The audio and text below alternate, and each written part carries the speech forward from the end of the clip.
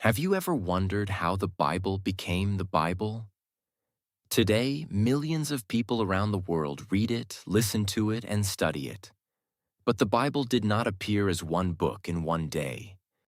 In fact, it is a collection of many books written at different times, in different places, and in different languages. Its story began thousands of years ago. Long before modern books, people shared stories, songs, laws, and important teachings. Some were remembered and told from one generation to another. Later, many of these traditions were written down by hand. They were copied, collected, and translated many times. But who wrote these ancient texts? When were they written? How did people copy them before printing existed? And how did these old writings survive for thousands of years? Welcome to our channel. Today, we are going to take a simple journey through the history of the Bible. We will travel from the ancient world to the modern world. We will learn about ancient Israel, Hebrew writings, the Greek translation, early Christianity, old manuscripts, the Latin Bible, the printing press, and modern translations.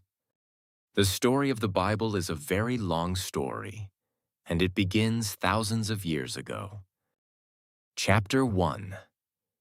The Ancient World Before the Bible. There is no single year when the Bible began. The story starts much earlier than that. It starts in a world without modern books. In ancient times, people did not have printed books. Most societies used oral tradition instead. People told stories out loud, again and again. Later, some people learned to write. These writers were called scribes. They worked very carefully and slowly. Ancient people did not write on paper. They used clay tablets for writing. They also used papyrus, parchment, and leather. Writing systems existed in the ancient Near East. This region includes Mesopotamia, Egypt, and the Levant. These writing systems are very old. They existed long before the biblical texts. The Bible did not begin in Mesopotamia, but writing already existed there before biblical writing started. Over time, a new kind of writing appeared. This was called alphabetic writing. It developed slowly in the Levant region. An alphabet uses letters instead of pictures. This made writing easier for many people. We don't need every detail about this. Now let's talk about ancient Hebrew. Hebrew was used in ancient Israel. It became an important language for writing. Ancient Israel had its own writing traditions. People wrote laws, poems, and stories in Hebrew. Later, some parts were written in Aramaic too. Aramaic was another common language back then. Many people in the region spoke it, so some biblical texts used both languages. Before all this writing began, there was oral tradition. Stories were remembered by families and communities. People passed these stories down through generations. Traditions were shared through speaking, not writing. Songs and poems were sung and shared. This is how culture survived for a long time. Later, some of these oral traditions were written down. Writing helped preserve stories for future generations. This was an important step in history. Before there was one Bible, there were many things. There were many ancient traditions and stories. There were also poems, laws, and other writings. These different pieces later became connected. They slowly formed a bigger tradition. This is where our story truly begins. Writing was a special skill back then.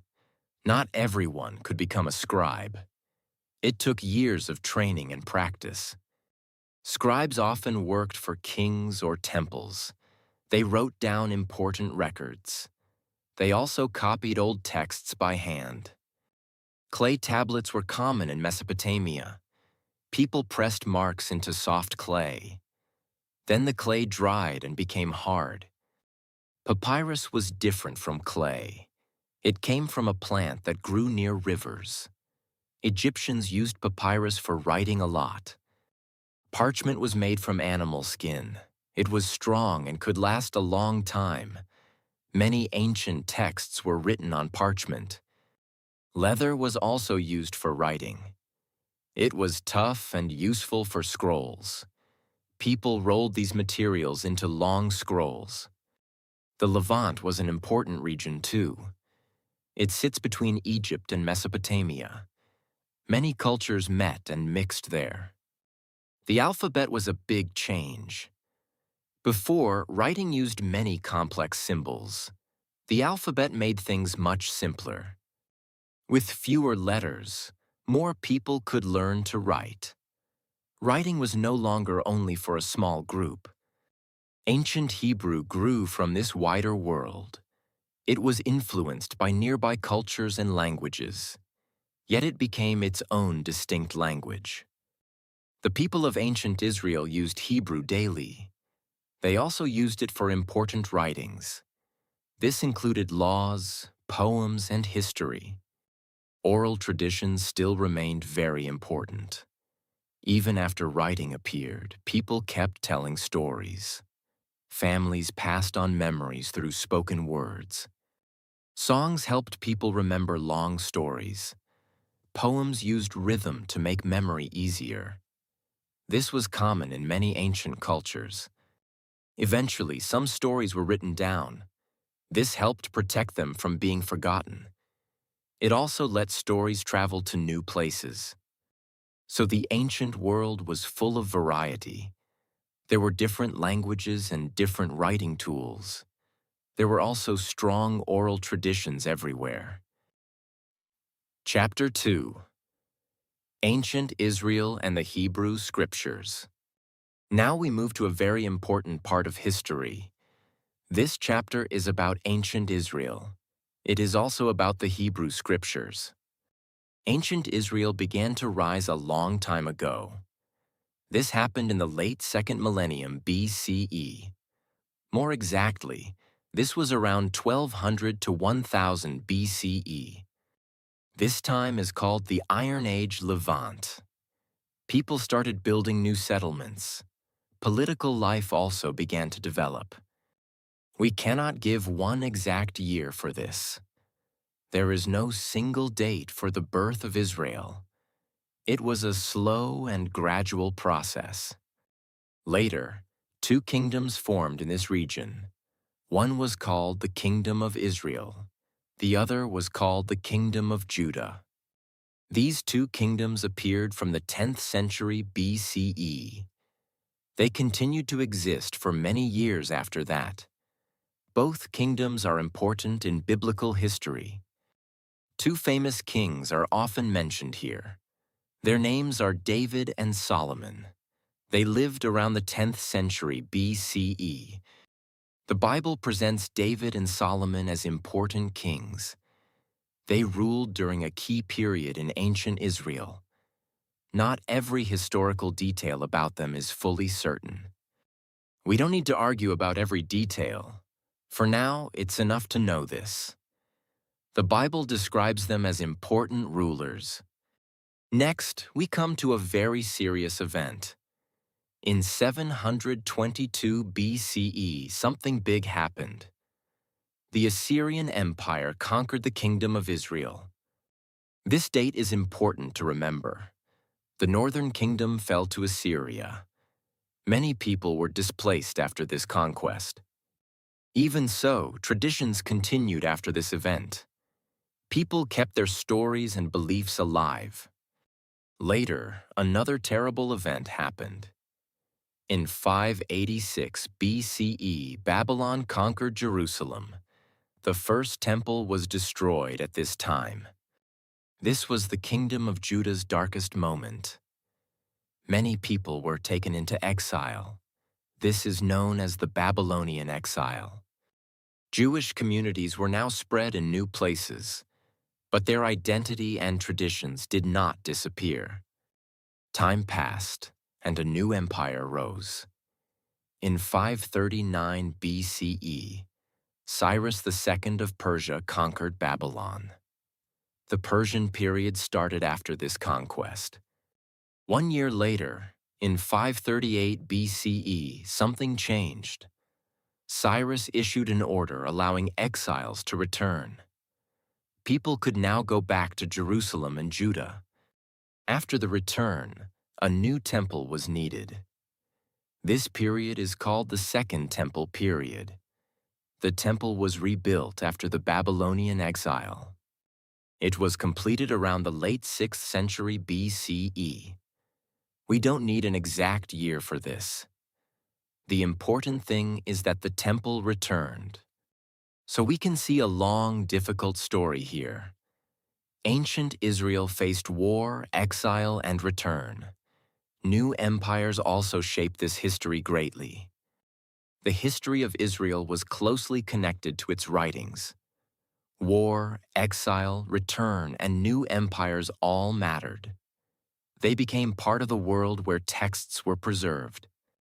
This connection between history and writing is very important.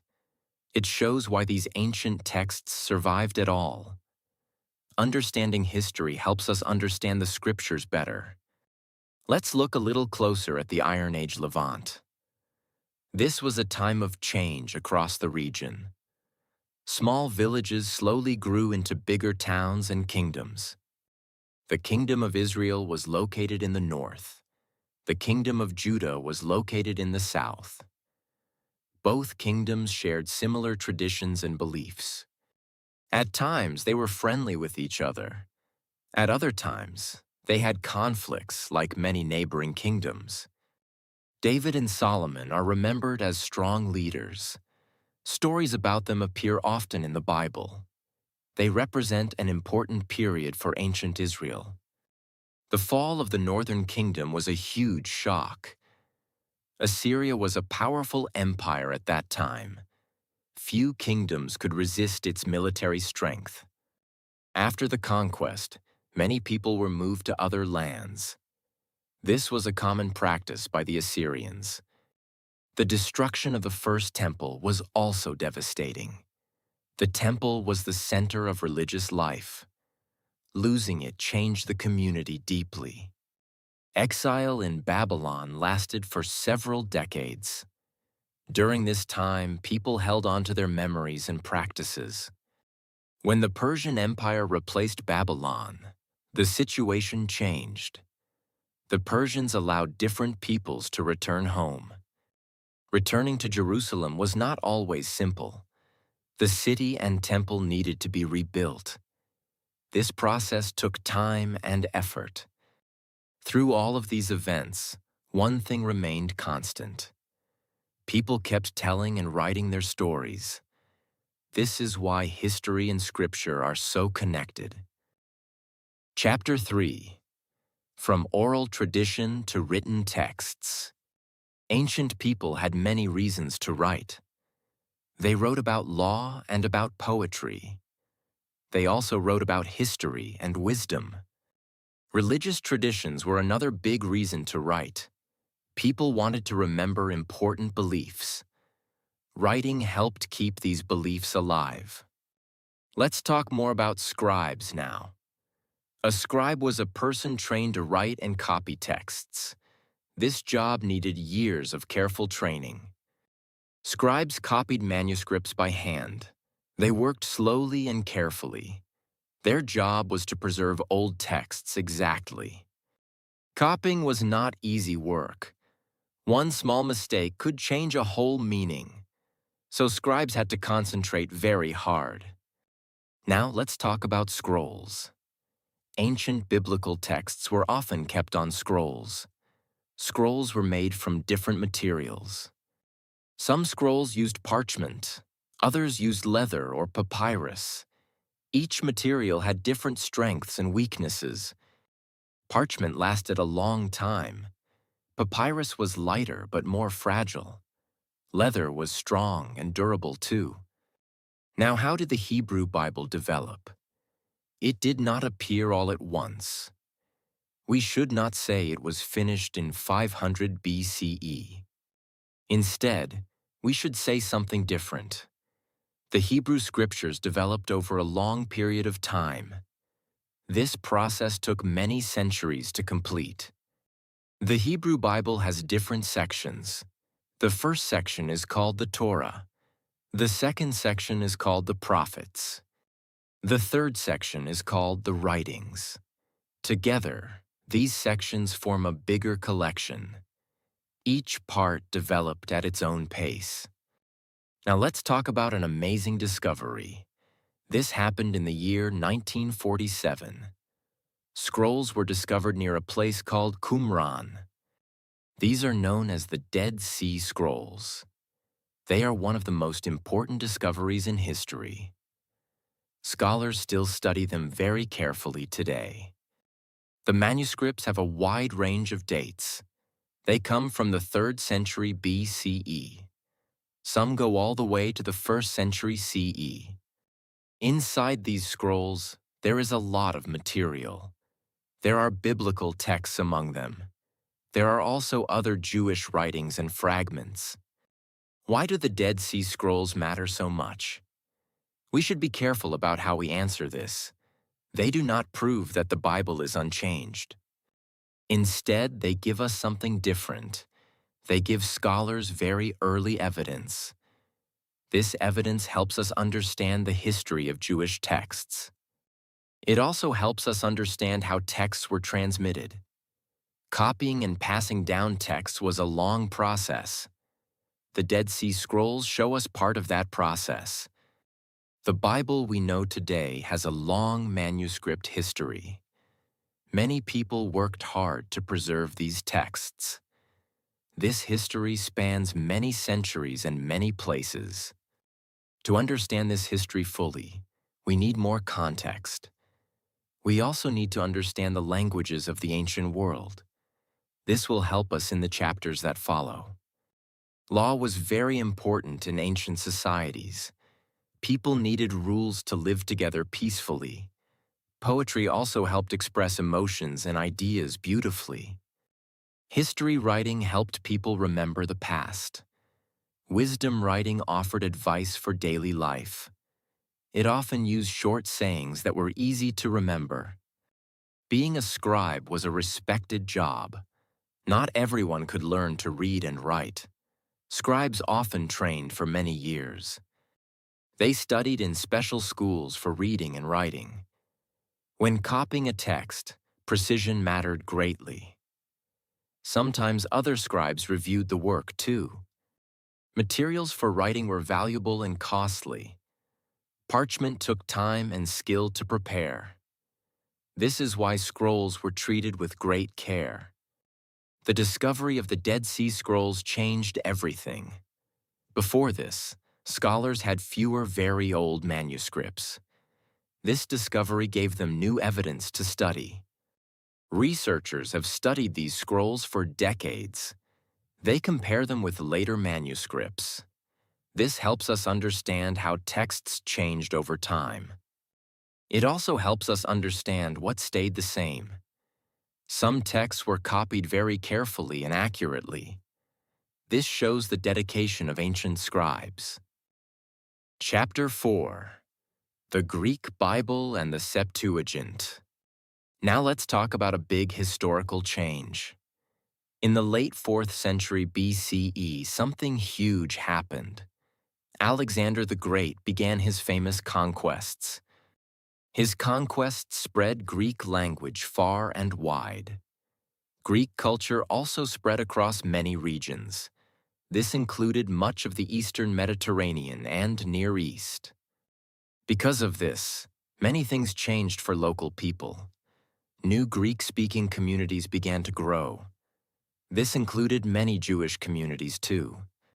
One important city was Alexandria in Egypt. Alexandria became a major center of culture. Many Jewish people lived and worked there. Over time, many of these Jews spoke Greek. Greek became their everyday language. This created a need for Greek translations of Scripture. This leads us to something called the Septuagint. The Septuagint is often shortened to LXX. It is the ancient Greek translation of Jewish scriptures. This was a very important development. Without it, Greek-speaking Jews could not read their scriptures easily. The Septuagint solved this problem for them. So when did this translation happen exactly? The most exact answer points to the 3rd century BCE. This is when the Torah was translated into Greek. Tradition places this translation in this period. Other parts of Scripture were translated later. This happened over the following centuries. It's important not to make one common mistake. We should not say the whole Septuagint was translated in 250 BCE. That would not be accurate at all. Instead, we should say something more careful. The translation developed over several centuries. It was not one single quick project. Now, why did Greek matter so much? Greek scriptures were important for several groups. First, they mattered for Greek-speaking Jews. Second, they mattered for early Christians. Many early Christians read Scripture in Greek. This shaped their understanding of these texts. Third, they mattered for later Christian writers. These writers often quoted the Greek Septuagint. This shows how influential the translation became. Let's now think about the bigger picture of language. We can trace a path through several languages. This path moves from Hebrew to Aramaic to Greek. Each language played its own important role. Hebrew was the original language of many texts. Aramaic became common in later periods. Greek then became a bridge to a wider world. It connected Jewish traditions to new audiences. This connection would prove very significant later on. So the Bible story was becoming something new. It was also becoming a story about translation. Ideas were now crossing language and cultural boundaries. This theme of translation continues throughout Bible history. It will appear again and again in later chapters. Keep this idea in mind as we continue. Let's think more about Alexander's huge empire. His armies moved across many lands quickly. Wherever they went, Greek language often followed. In Alexandria, many different cultures lived close together. Jewish, Greek, and Egyptian communities all mixed there. Jewish scholars in Alexandria faced a real problem. Younger generations were losing fluency in Hebrew. They needed their scriptures in a language they understood. This is one reason the Septuagint was so important. It let a new generation stay connected to their faith. Without it, many traditions might have been lost. The name Septuagint comes from a Latin word meaning 70. This refers to an old story about 70 translators. Scholars today see parts of this story as legendary. Still, the Septuagint became widely used and respected. It was copied and shared across many communities. Its influence grew stronger over time. Later, early Christians used the Septuagint heavily. Many quotes from the Old Testament came from it. This shaped how early Christian writings developed. Translation is never a perfectly simple process. Every language carries different shades of meaning. Translators had to make careful choices. Sometimes a Hebrew word had no exact Greek equal. Translators found creative ways to express these ideas. This shows the skill involved in ancient translation work. Chapter 5. Jesus, Early Christianity and the New Testament. This chapter covers a major turning point in history. It is the longest chapter so far. The New Testament brings big changes to our story. Let's start with the setting of this time. In the 1st century CE, Rome controlled this region. Jesus lived in Roman Judea and Galilee. Now let's talk about Jesus himself at a historical level. Jesus was a Jewish teacher. He lived in the early 1st century CE. He attracted many followers during his life. People came to hear his teachings. His message spread through the region. Eventually, he was crucified under Roman authority. This was a common form of Roman punishment. It marked a turning point in this story. We won't go deep into theological claims here. This chapter focuses on historical background instead. Different traditions interpret these events in different ways. After Jesus, something new began to grow. Early Christian communities started to form. His followers gathered together in groups. Teachings were shared within these communities. People told stories about Jesus' life and words. These stories were passed on to others. Letters were also written during this time. They helped connect different Christian communities. This was an important way to share ideas. Now let's talk about Paul. Paul wrote many early Christian letters. This started around the 50s CE and continued afterward. Some of these letters are among the earliest Christian writings. They survive to this day. Scholars study them very closely. It's worth noting something important here. Paul's letters were written decades before the Gospels were completed. This means his letters are very early sources. Next, let's talk about the Gospel of Mark. Scholars generally date it to around 65 to 75 CE. We should avoid naming one exact single year. Instead, we say around this time period. This shows respect for scholarly uncertainty. Exact dates are often hard to pin down.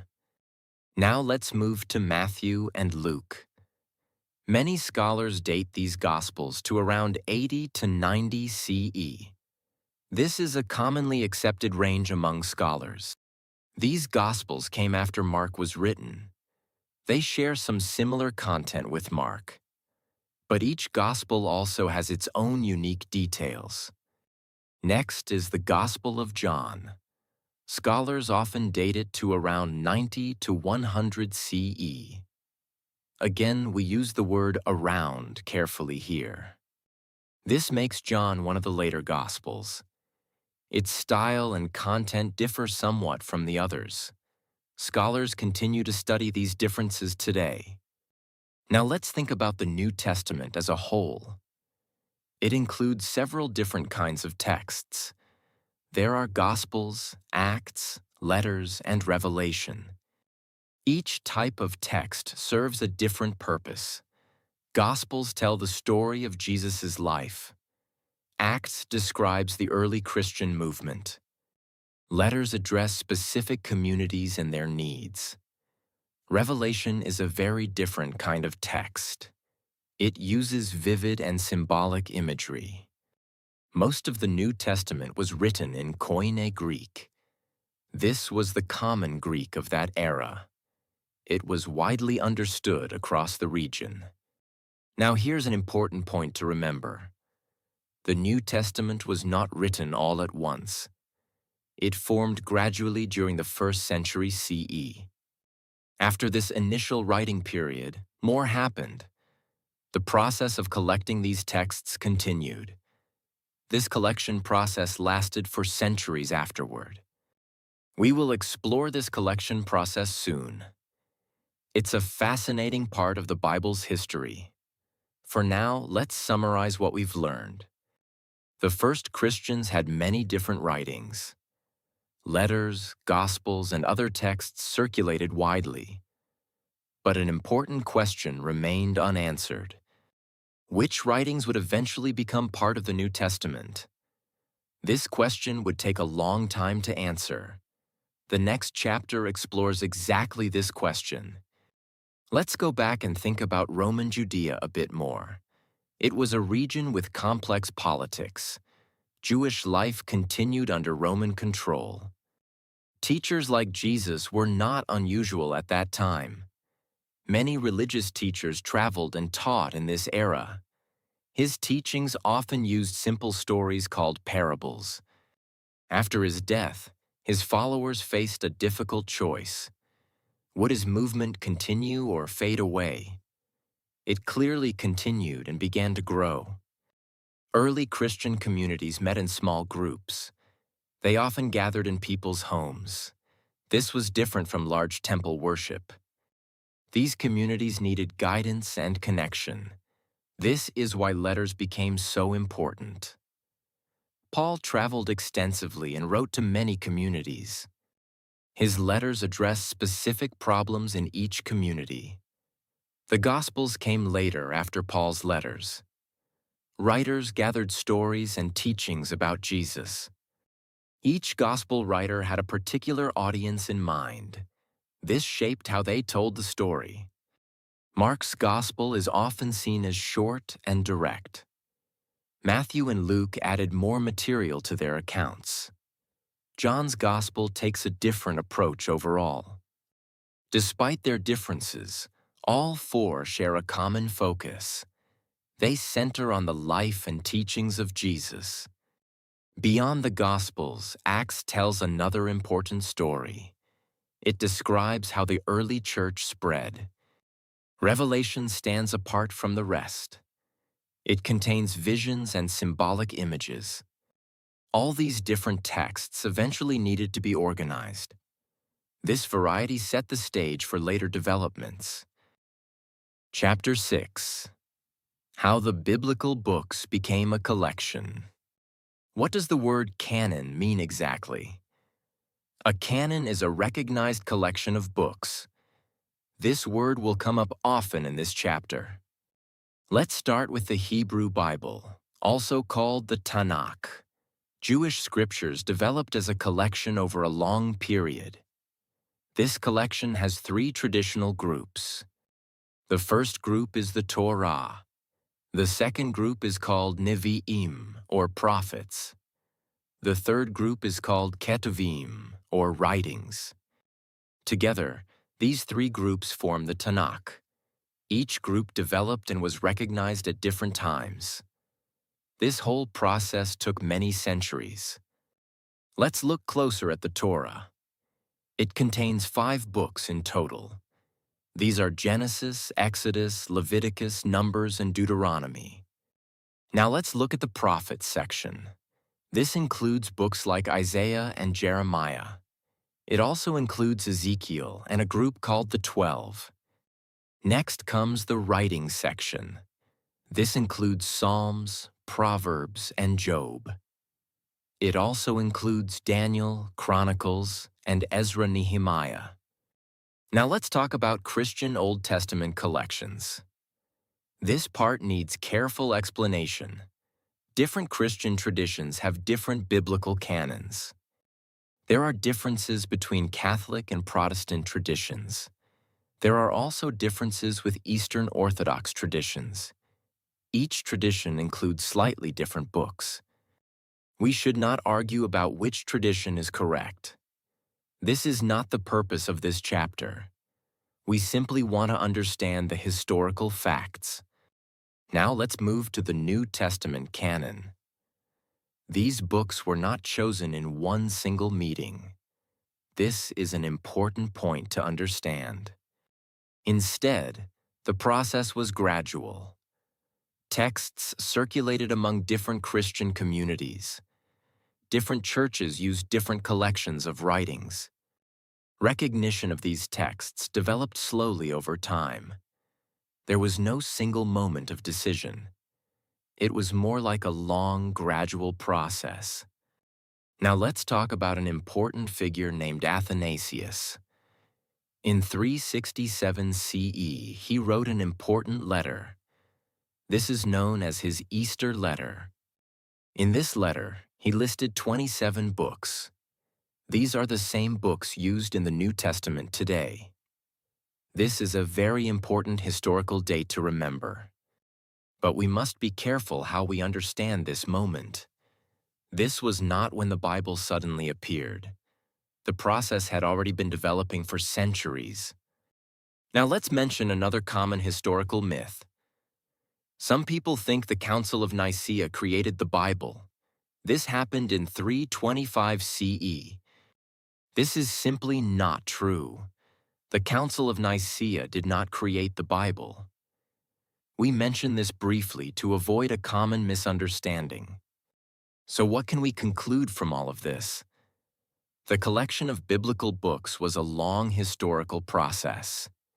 It was not a single event or decision. Many people across many generations shaped this collection. Communities, scholars, and leaders all played a role. This process continued for hundreds of years. Let's think a bit more about why canons matter. A canon tells a community which texts are authoritative. This helps guide belief and religious practice. Before a canon was fixed, many texts existed. Some texts were widely accepted early on. Others took longer to gain wide acceptance. The Torah was likely recognized as authoritative quite early. It held special importance for Jewish communities. This made it a natural starting point for the canon. The prophets were recognized as a group somewhat later. Their importance also grew over time. The writings took the longest to become fixed. This group includes many different types of texts. Its variety made full agreement more difficult. Different Jewish communities sometimes had different views. Eventually, a broadly shared collection emerged. For Christians, the situation was even more complex. Early Christians used Jewish scriptures already. They also began producing their own new writings. As Christianity spread, various communities used different texts. Some texts were popular in one region. Other texts were popular somewhere else. Over time, certain texts became widely accepted everywhere. Other texts remained more limited in their use. This natural process shaped the eventual New Testament. Church leaders discussed which texts to use. Letters and lists were written about this topic.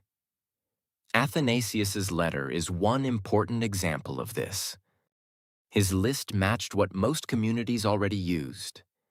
It helped confirm a shared understanding across regions. Still, some regions kept slightly different collections. This is why different traditions exist today. These differences reflect this long historical process. Understanding this history helps us avoid oversimplified stories. The Bible's canon was not decided quickly. It grew from centuries of use, discussion, and tradition. Chapter 7. Early Manuscripts and the Christian Bible. Christianity spread widely during a key historical period. This happened across the 1st to 4th centuries CE.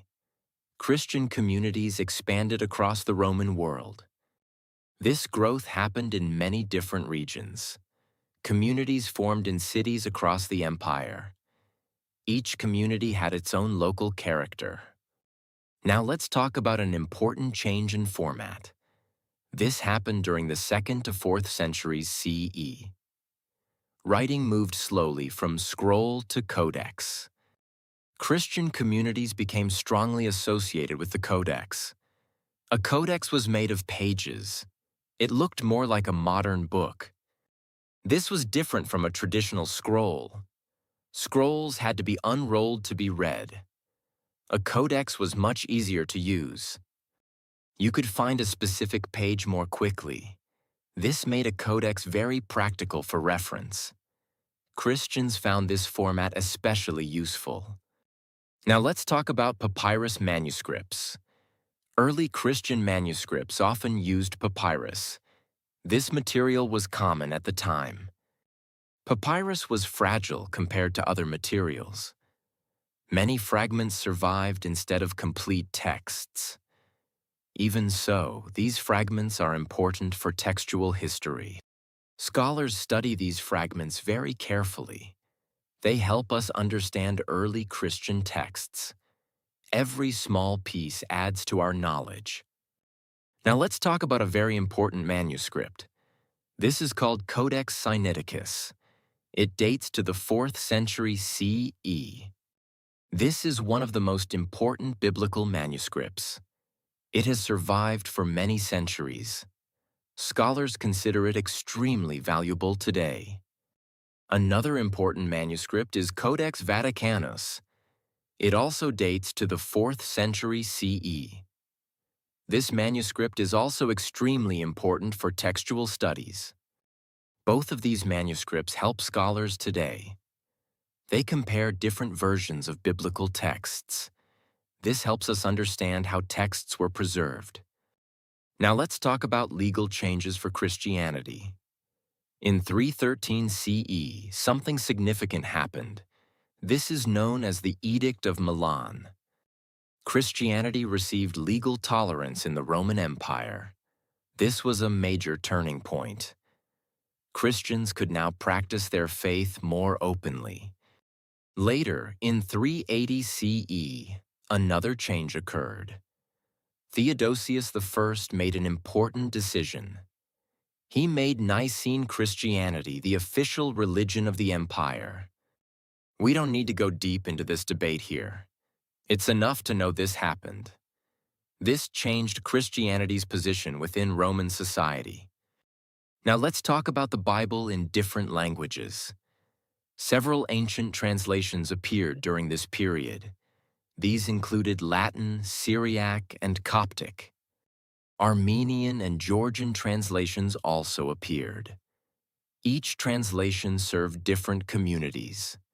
This shows how widely Christianity was spreading. The Bible was now traveling through many languages. It was also traveling through many cultures. This journey would continue for many centuries to come. Let's think more about why Christianity spread so quickly. Roman roads made travel easier across the empire. This helped ideas move from city to city. Early Christian communities were often small at first. They met quietly in homes or private spaces. Over time, some communities grew much larger. The shift from scroll to codex took time. Not everyone changed formats immediately. But the codex slowly became the standard for Christian texts. Papyrus fragments give us a small window into the past. Even torn or damaged pieces hold value. They show handwriting styles and small textual differences. Codex Sinaiticus contains a large portion of the Bible. It includes both Old and New Testament texts. Scholars have studied it for many years. Codex Vaticanus is also remarkably complete. It is kept carefully preserved today. Both manuscripts remain central to biblical scholarship. The legal changes of the 4th century mattered greatly. Before 313 CE, Christians sometimes faced persecution. After the Edict of Milan, this changed significantly. Christian buildings and communities could grow more openly. It also allowed manuscripts to be copied more freely. Translations into other languages served practical needs. Not everyone in the empire spoke Latin or Greek. Local languages helped more people access these texts. Each translation reflected its own regional culture. Syriac speakers had their own communities and traditions. Coptic speakers in Egypt did too. This wide spread of languages shows something important. Christianity was not tied to just one culture. It adapted to many different peoples and places. Chapter 8. Jerome and the Latin Vulgate. Now let's talk about Latin in the Western Roman world. Latin became the major language of Western Christianity. This had a huge influence on later history. Let's introduce an important person now. His name was Jerome. He lived from around 347 to 420 CE. Jerome was an important Christian scholar and translator. He is remembered for his careful work with texts. His contributions shaped Western Christianity deeply. Now let's talk about Jerome's actual work. This happened in the late 4th century CE. Jerome worked on revisions and translations of biblical texts. He translated texts into Latin. This was demanding and careful work. It required deep knowledge of multiple languages. There's an important point to clarify here. We should not say he translated the entire Bible alone. We should not say it happened in one single project. His work involved revising earlier translations too. It was a long and complex process. Many years of effort went into this work. Now let's talk about the result of his work. This became known as the Latin Vulgate. It became one of the most important Bible versions. The Vulgate had huge influence in Western Christianity. It was used for many centuries afterward. Many later translations were based on it. Now let's move forward to the Middle Ages. During this time, the Bible was copied by hand. This copying happened in several kinds of places. Monasteries were important centers for this work. Scriptoria were special rooms used for copying texts. Schools also played a role in this process. Monks spent many hours copying manuscripts. This was seen as important spiritual work. It required patience, skill, and dedication. Now let's talk about illuminated manuscripts. These were beautifully decorated books. They often included decorated letters. Gold was sometimes used in these decorations. Artwork was added alongside the text. The handwriting itself was often very beautiful. These manuscripts were true works of art. They took great skill and time to produce. Many still survive and are admired today. Now let's talk about a real problem with hand copying. This method was very slow. It was also very expensive. The process was difficult and required great skill. Copies could contain small differences from the original. Even careful scribes sometimes made small errors. For more than 1,000 years, Europe depended on these books. Handwritten biblical books were the only option. This limited how many people could own a Bible. Then something changed everything. A new invention arrived that would transform history. We will explore this invention in the next chapter. Let's think a bit more about Jerome's background. He was well educated in Latin and Greek.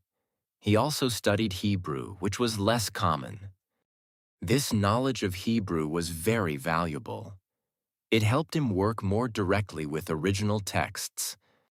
Jerome traveled to several important places during his life. He spent time studying in Rome. He later lived and worked in Bethlehem. His time in Bethlehem was especially productive. He had access to Jewish scholars there. Jerome's translations were not always immediately accepted. Some people preferred older, familiar translations. Over time, though, his work gained wide acceptance. The Vulgate slowly became the standard Latin Bible. Monasteries became centers of learning as well as copying. Monks studied texts alongside copying them.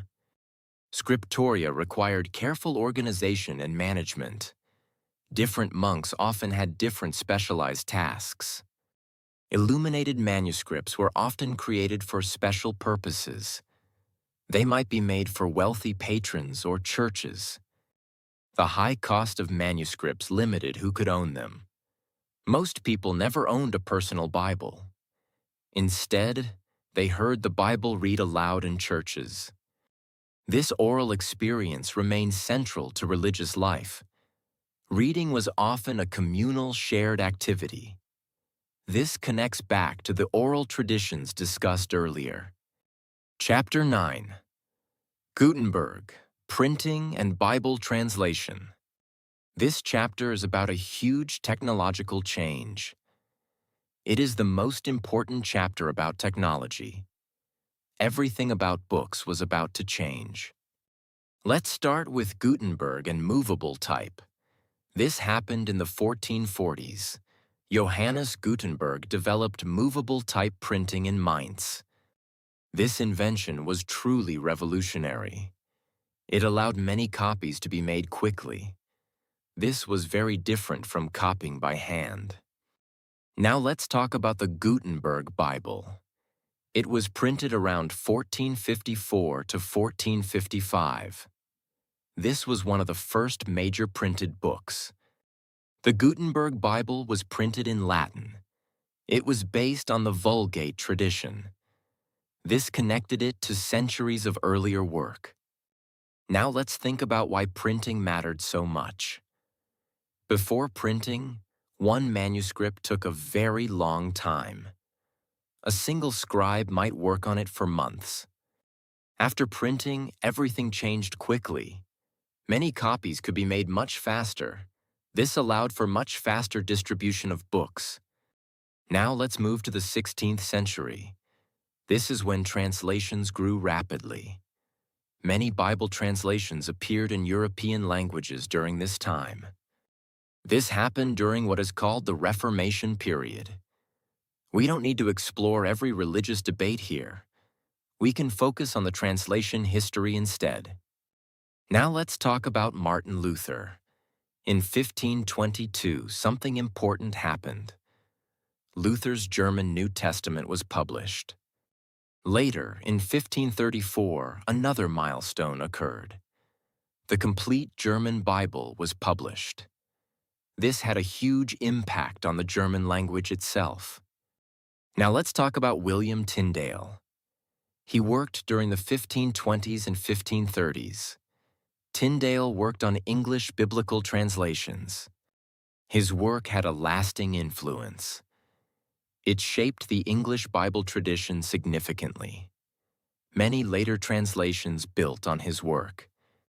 Now let's talk about the Coverdale Bible. This was published in 1535.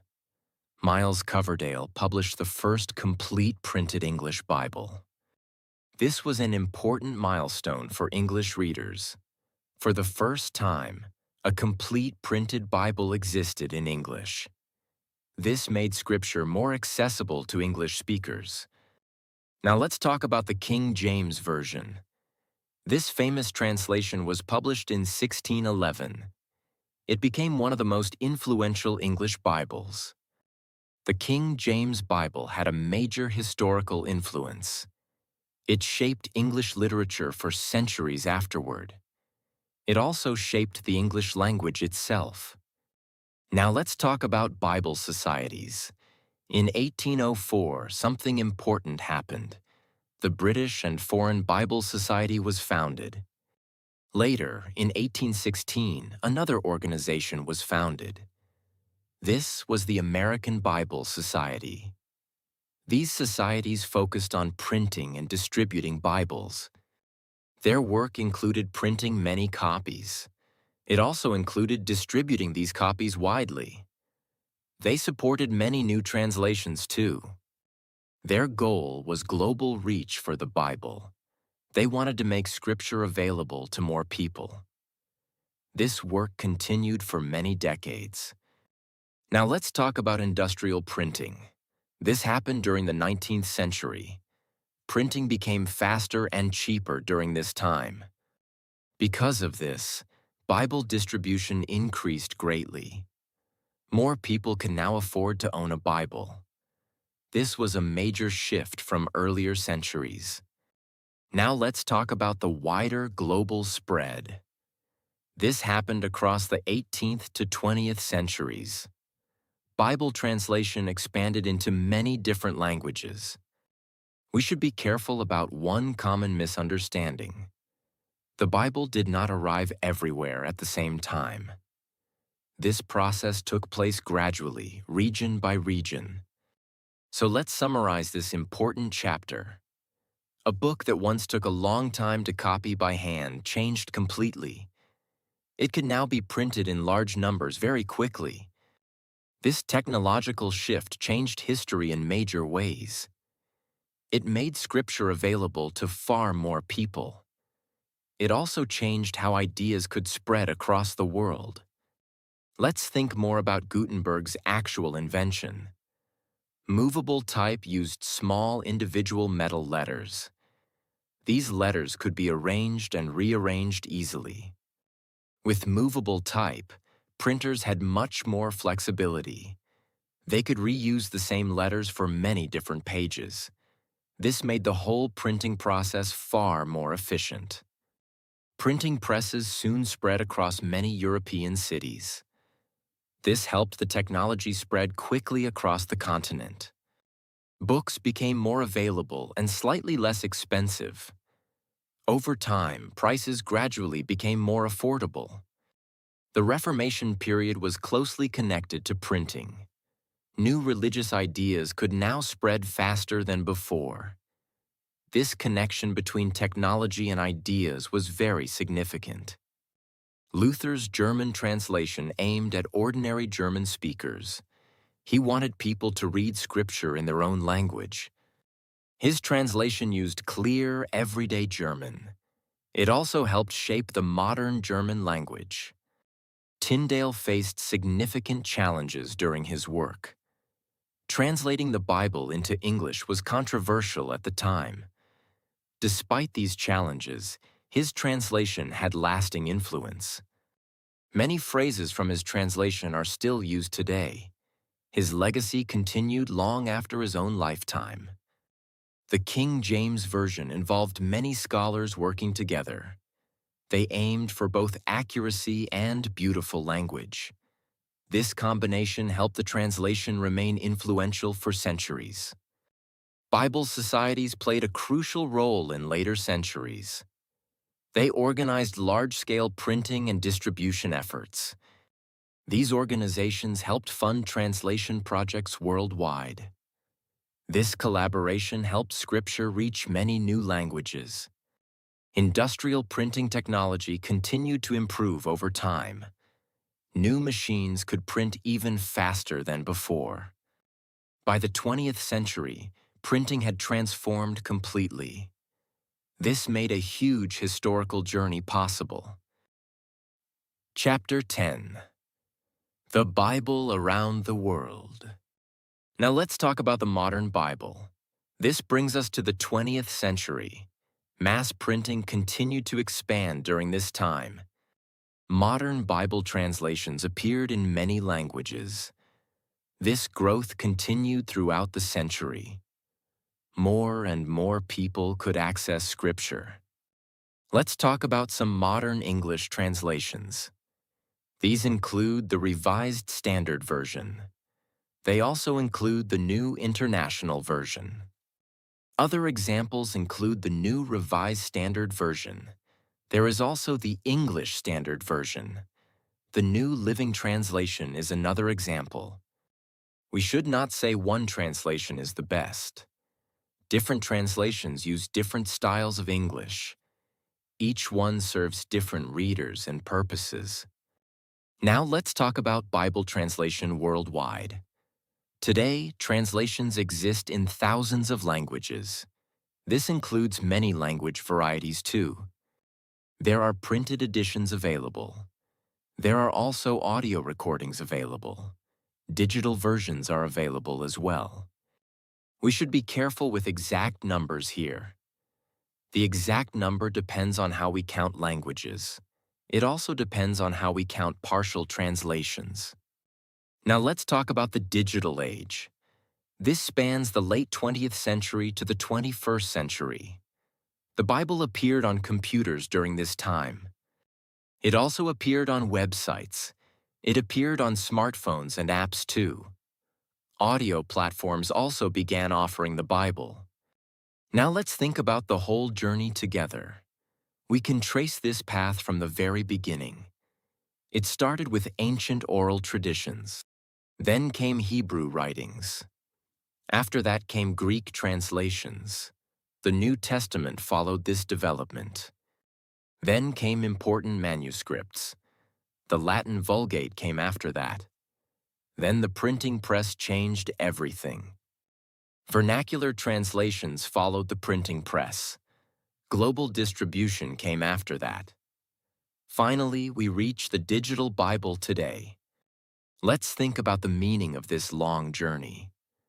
The technology changed many times throughout history. The languages also changed many times. The people involved changed too, generation after generation. But something important stayed the same throughout. The texts continued to be copied and preserved. They continued to be translated into new languages. They continued to be studied by scholars. They continued to be shared with new communities. This is the story of how an ancient text traveled. It moved through thousands of years of history. It continues to travel and change even today. Let's think a bit more about modern translations. Scholars work carefully to balance accuracy and readability.